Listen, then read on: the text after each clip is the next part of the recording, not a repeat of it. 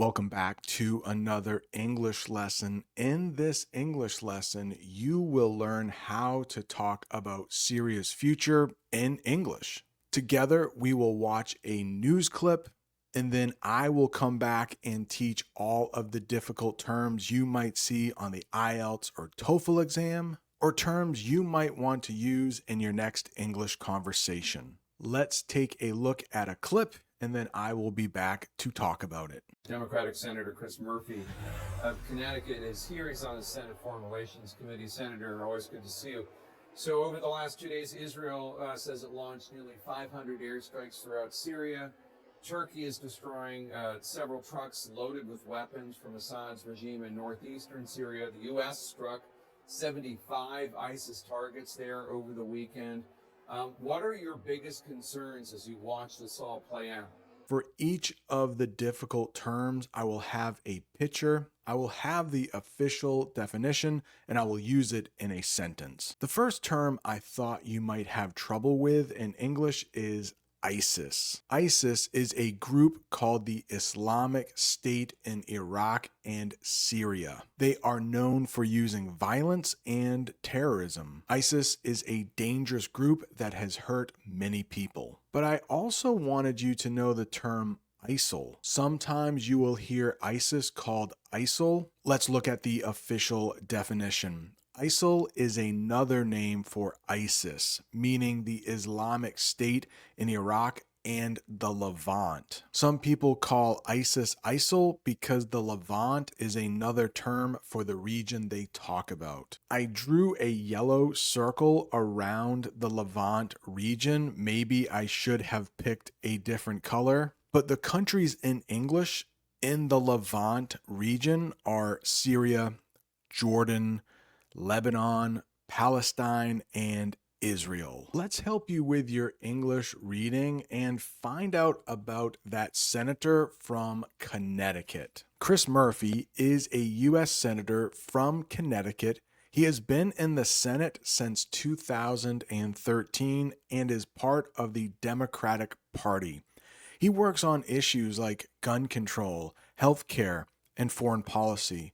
Before joining the Senate, he served in the U.S. House of Representatives from 2007 to 2013 and worked in Connecticut's state government. In the U.S. Congress, there are two parts. There's the Senate and the House of Representatives. They're not exactly equal. The Senate is a little more powerful. There are 100 senators and over 400 representatives in the House. He became well known after the Sandy Hook school shooting in Connecticut, where he pushed for stronger gun laws. He also speaks out for human rights and works on safety and international issues. I don't really want to talk about Sandy Hook too much. It happened about 10 years ago, but in that little piece that we read, it said he works on international issues. That means issues or problems that involve other countries, like he's doing here with Syria. It also said he was on the Senate Foreign Relations Committee. Let's talk about what that committee does. And if you don't know what a committee is, it means a group of people who work together on something. The Senate Foreign Relations Committee is an important group in the U.S. Senate. It helps guide the country's foreign policy and relationships with other countries. The committee approves treaties, confirms U.S. ambassadors, and plans foreign aid. Treaties happen after a war is finished, when the two sides come together and try to work out a plan. It also discusses laws about global issues like security, human rights, and trade. Started in 1816, it is one of the oldest Senate committees. The committee has 21 members and focuses on how the U.S. works with the rest of the world. Democratic Senator Chris Murphy of Connecticut is here. He's on the Senate Foreign Relations Committee. Senator, always good to see you. So over the last 2 days, Israel says it launched nearly 500 airstrikes throughout Syria. Turkey is destroying several trucks loaded with weapons from Assad's regime in northeastern Syria. The U.S. struck 75 ISIS targets there over the weekend. What are your biggest concerns as you watch this all play out? If you're studying for the IELTS or TOEFL exam, or if you want to sound more like a native English speaker, guess what? We use lots of English phrasal verbs. Here's one: play out. It means to happen or develop in a certain way. Many nations are waiting to see how the situation will play out in Syria. Here's another example when we might use play out. Let's pretend we are having a party, but the weather could be bad, so people might not come. In the middle of the week, somebody might ask you, "Hey, are you still having that party?" You might say, I'm not sure. Let's see how the weather plays out. I will let you know later. If you are enjoying this English lesson, please don't forget to hit that like button. And if this is your first time here, go ahead and subscribe so you never miss another English lesson. Democratic Senator Chris Murphy of Connecticut is here. He's on the Senate Foreign Relations Committee. Senator, always good to see you. So over the last 2 days, Israel says it launched nearly 500 airstrikes throughout Syria. Turkey is destroying several trucks loaded with weapons from Assad's regime in northeastern Syria. The U.S. struck 75 ISIS targets there over the weekend. What are your biggest concerns as you watch this all play out? Well, there's a long list of concerns, but the United States and Israel share some major concerns that as chaos reigns inside Syria, some very dangerous people could get their hands on some very dangerous weapons, including chemical weapons. Chemical weapons. Chemical weapons have been used in Syria very recently. The Assad regime used it on their own people. These are dangerous weapons that use chemicals to harm or kill people. In English, we call this thing the Geneva Convention. You might call it something else in your first language. The Geneva Convention is where countries will come together and come up with rules for war.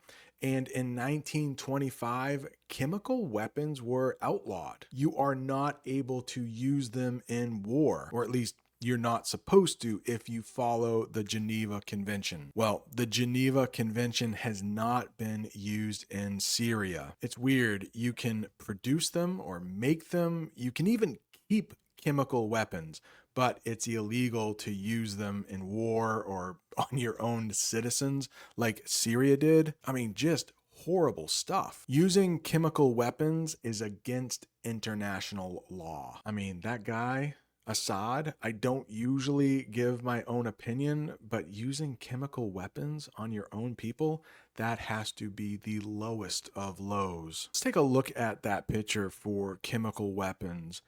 I would say that person is wearing a hazmat suit, and they are also wearing a gas mask. They are wearing that gas mask over their face so they don't breathe in the chemical weapons. U.S. struck 75 ISIS targets there over the weekend.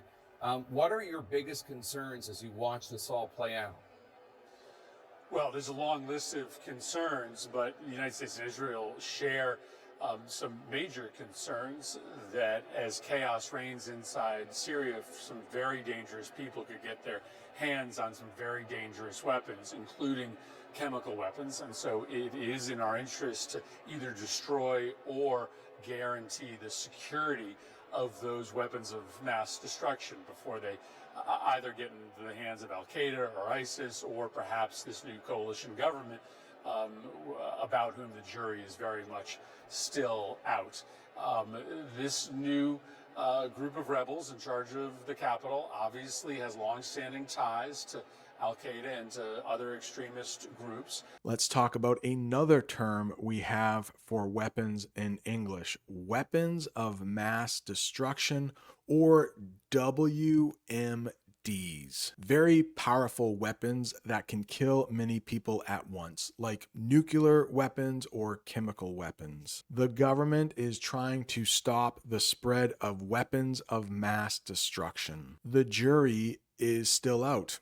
Take a look at that picture. That is what a jury looks like. You might find a jury at a trial. People do not know the final answer or decision yet. The jury is still out on whether the plan will work. The jury is still out if the future of Syria is bright. Believe me, I hope it is. I am rooting for the people and the government of Syria. They have gone through so much over the past few decades. And so it is in our interest to either destroy or guarantee the security of those weapons of mass destruction before they either get into the hands of Al-Qaeda or ISIS or perhaps this new coalition government about whom the jury is very much still out. This new group of rebels in charge of the capital obviously has long-standing ties to Al-Qaeda and to other extremist groups. We are ready to take them at their word. For these next two, I don't have a picture because I didn't know how to create one, but I do have definitions and sentences. Extremist groups. These are groups that believe in very extreme ideas or may use violence to support their beliefs. Extremist groups can be dangerous to the safety of others. What does it mean to take someone at their word?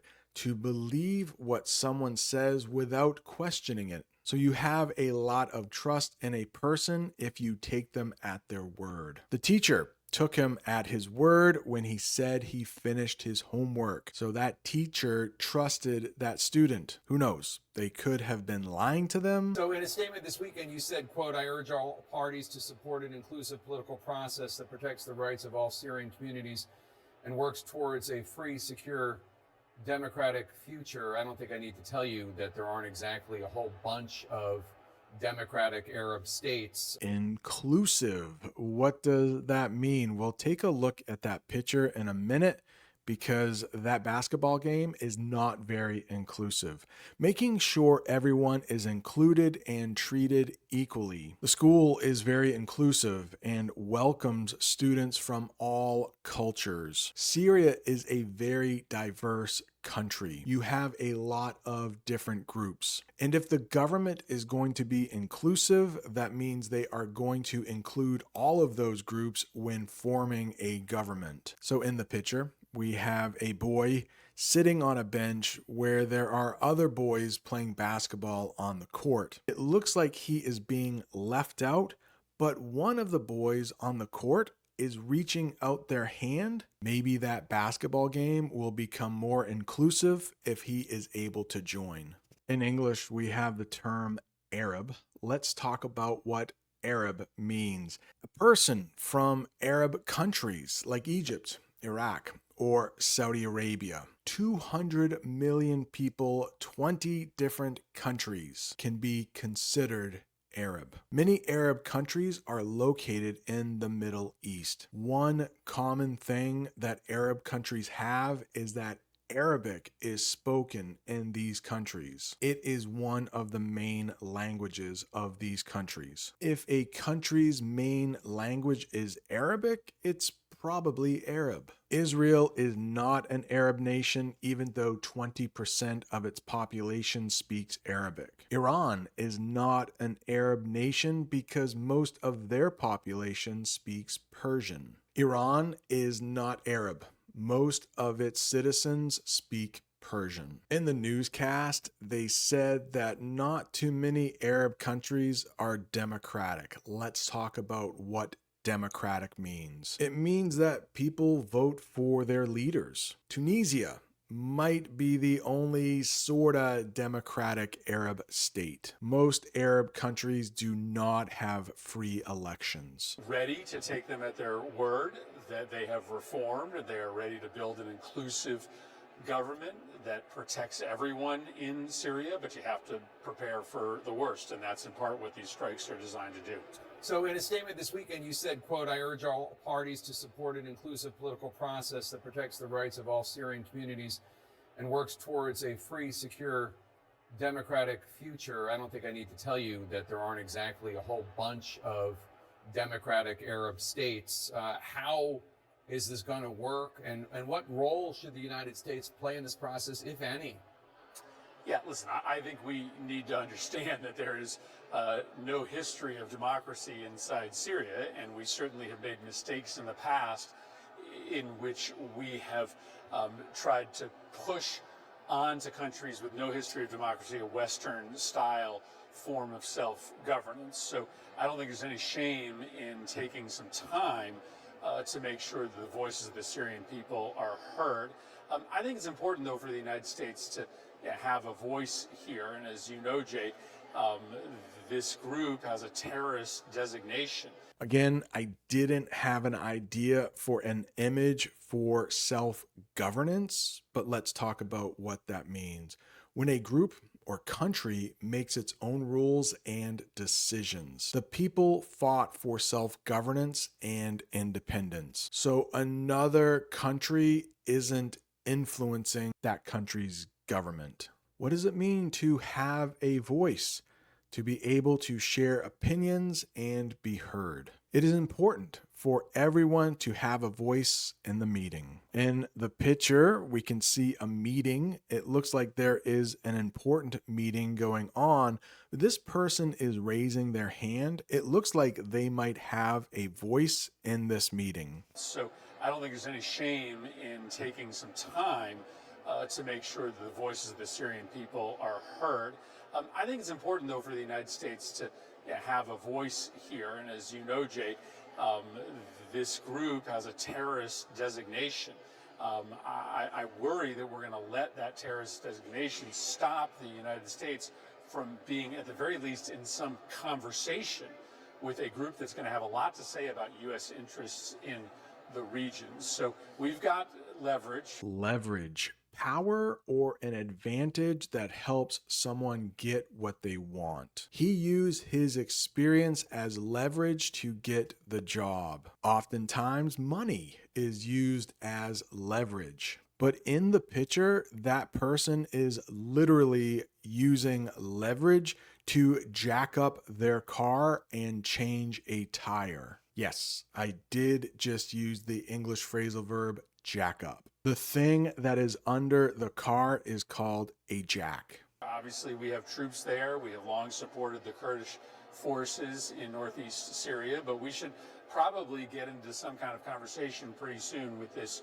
group. It doesn't necessarily mean we need to lift the terrorist designation, but the Turks are talking to them, the Arabs are talking to them, the Russians are talking to them, the Europeans may soon be talking to them. I'm not sure that the United States should stand on the sidelines. Yeah, let's talk about this, because the group you're talking about, Hayat Tahrir al-Sham, called HTS, the U.S. right now, we're told, the Biden administration is not considering changing the terrorist designation. We need to talk about the Kurds. They are the largest group of people without their own country. Who are the Kurds? A group of people who live in parts of Iraq, Syria, Turkey, and Iran. The Kurds have their own culture and language, but not their own country. The rebel group that forced Assad out of the government and forced him to Russia is called HTS.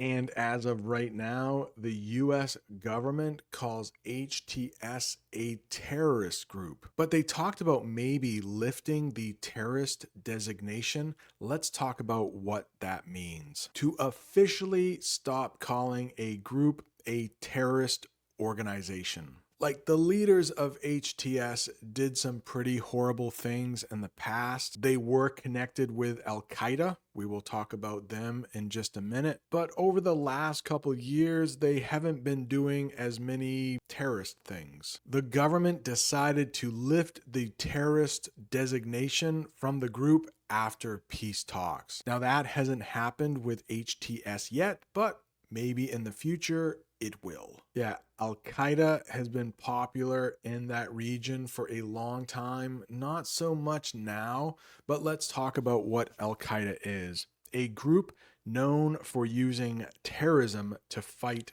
against other countries. Al-Qaeda is responsible for several attacks around the world. Yeah, let's talk about this, because the group you're talking about, Hayat Tahrir al-Sham, called HTS, the U.S. right now, we're told, the Biden administration is not considering changing the terrorist designation. White House National Security spokesman John Kirby says they're saying all the right things, but the guy used to be, the head of it used to be a leader of Al-Qaeda.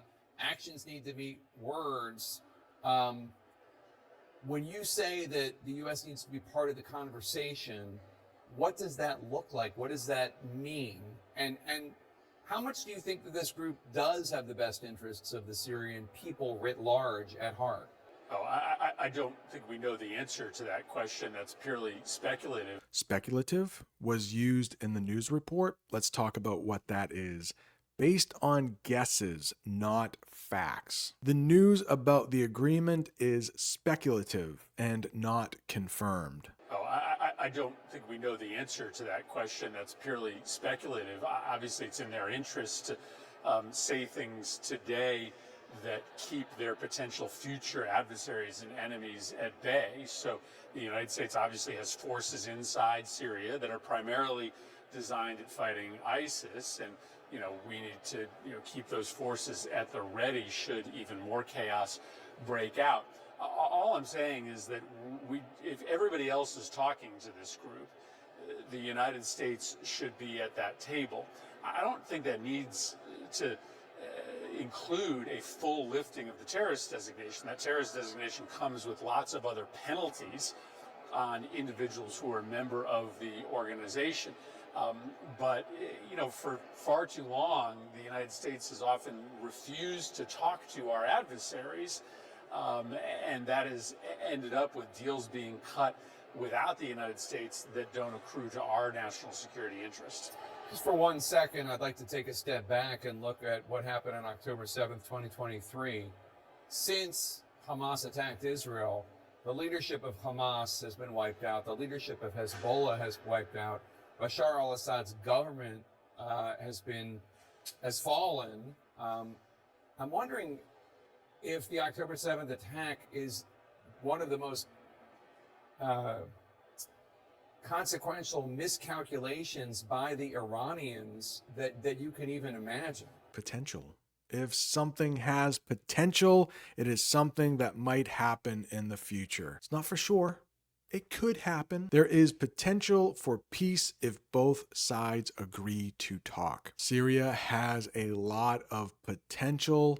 Let's hope it works out. Let's hope it plays out the right way. I think I have talked about adversaries on this channel before. Maybe this is review for you. Enemies or people who are against you. The two countries are adversaries in the conflict. To keep at bay. Let's talk about this. It could be quite difficult to stop something from coming closer or getting worse. The team worked hard to keep the fire at bay. In the picture, it looks like that man is trying to keep the lion at bay with that chair. I'm not so sure it will work. In this picture, it looks like people are trying to keep the floodwaters at bay by using sandbags. Thankfully, this is not true for me, but let's look at this sentence. I am sick right now, but I am trying to keep it at bay, so I took some medicine. But, for far too long, the United States has often refused to talk to our adversaries, and that has ended up with deals being cut without the United States that don't accrue to our national security interest. Just for 1 second, I'd like to take a step back and look at what happened on October 7th, 2023. Take a step back. That is definitely an idiom. It means to pause and think carefully before acting. He decided to take a step back before asking his girlfriend to marry him. Getting married is a big decision. It looks like that man has an engagement ring. He might be thinking about giving it to his girlfriend. But if he takes a step back, he may wait to ask his girlfriend to marry him for a week, 2 weeks, a month, maybe a year. It is hard to say. Oh my goodness, this was a big word or two here. Consequential miscalculations. Consequential miscalculations. It means big mistakes that have serious effects.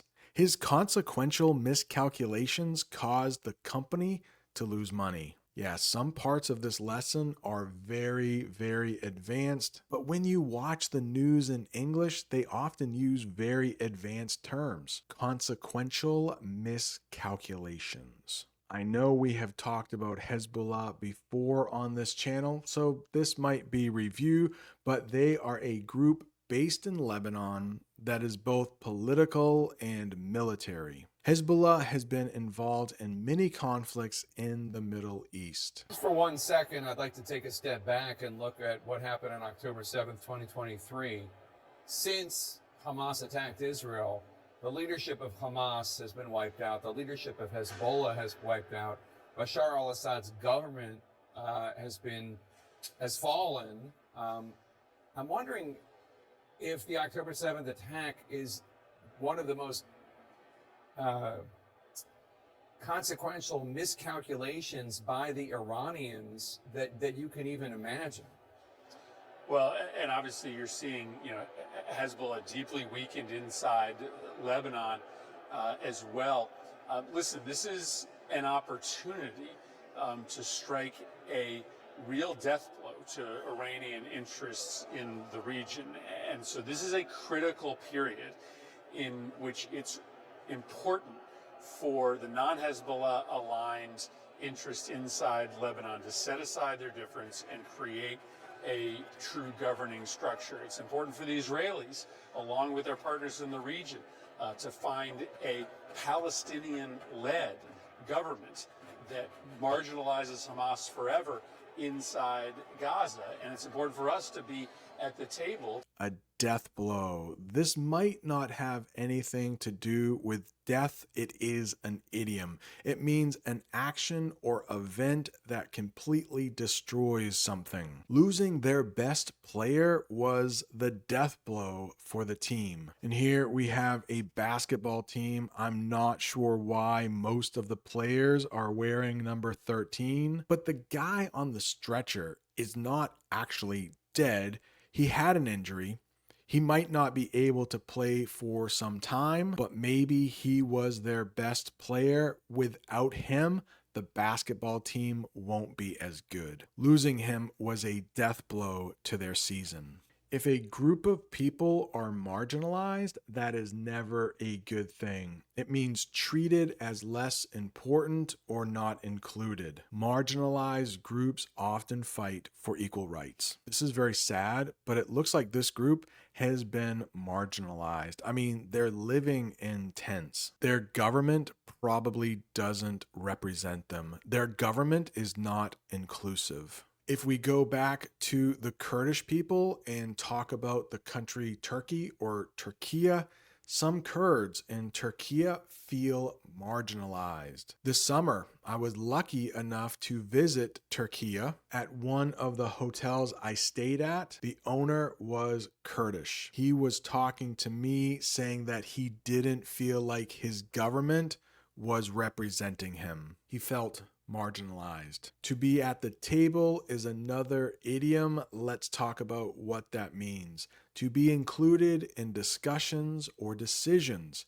It's like the opposite of being marginalized. Everyone deserves to be at the table when decisions are made. That is going to do it. A very advanced English lesson here. Congratulations on making it to the end. If that was not enough for you, I do have another English lesson I think you will like. Right down there are a bunch of English idioms you can use in the upcoming year. Thanks so much for watching. See you next time.